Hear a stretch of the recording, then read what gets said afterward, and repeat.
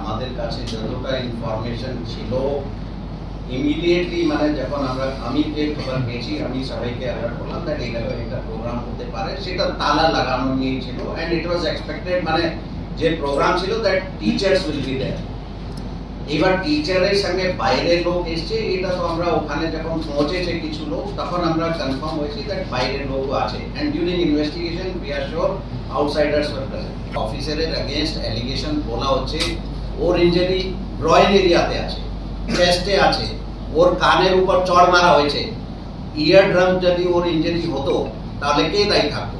ওর চশমা যেটা পড়া আছে চশমা ব্রোকেন, ওর চোখে যদি কোনো ইনজুরি যদি হতো তাহলে কে দায়ী? মানে এখনো পর্যন্ত কি দায় নেই।